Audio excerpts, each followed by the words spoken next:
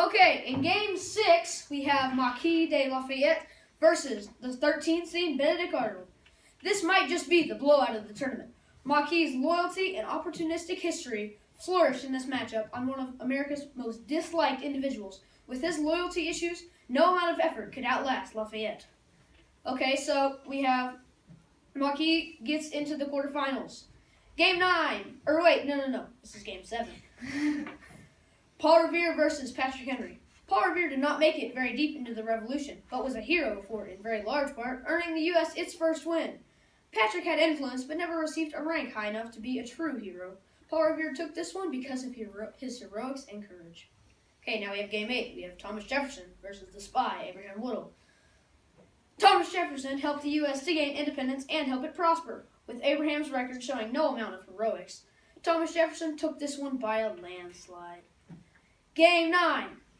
The first seed, Georgia Washington, versus the 8th seed, Alexander Hamilton. In this quarterfinal game, two American greats clashed in the best matchup we've seen so far. Alexander's courage and influence was seen as the best part of his game. Washington's brilliance showed his qualification to be the first seed. To win, Alexander needed to be absolutely flawless, which was obviously demonstrated. Washington had a few hiccups in his game, which cost him big time in the end result. Faithful assistant is victorious against our nation's father. This is shaping up to be a Cinderella story of a postseason run. Now we have Game 10. The 2 seed Georgia III versus the 10 seed Molly Pitcher. From what we've seen from Pitcher so far, she seemed promising, but not even a hero can win over a fantastic performance by a strong contender in this tournament. Now we have Game 11.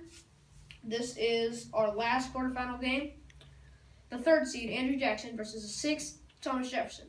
Andrew had a really tough time doing much of anything with Thomas's sheer brilliance. His usual stubbornness did not have any success, and Jefferson will be advancing to the semifinals. Now we have Game 12. This is our last quarterfinal game. Marquis de Lafayette versus the 5 Paul Revere. Marquis had a tremendous amount of success with his astounding wit. Because Paul Revere could not make a tremendous impact on the Revolution, he usually had trouble generating successes. Revere could not find a way to outplay his opponent and subsequently could not pull a win. Okay, so now we have Marquis, the last semifinal contender. Game 13. We have the 8, Alexander Hamilton versus Marquis de Lafayette.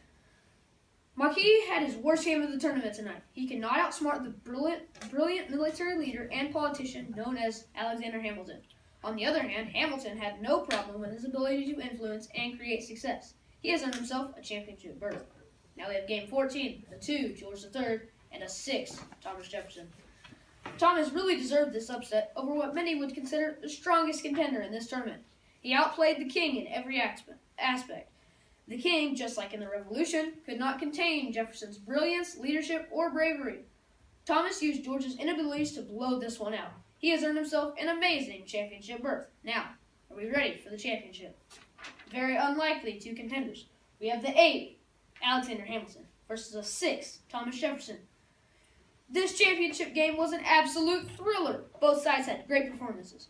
Thomas Jefferson seemed to not be willing to lose, but Hamilton appeared to be satisfied already. Hamilton did not quite have the abilities to be successful like Jefferson did. Alexander did a couple of foolish things, like what he did when he accepted a duel with Aaron Burr, which ended up costing him like it would tonight. Jefferson, along with his record, made only smart decisions which had good effects. We have crowned ourselves a new hero of the Revolution, Thomas Jefferson.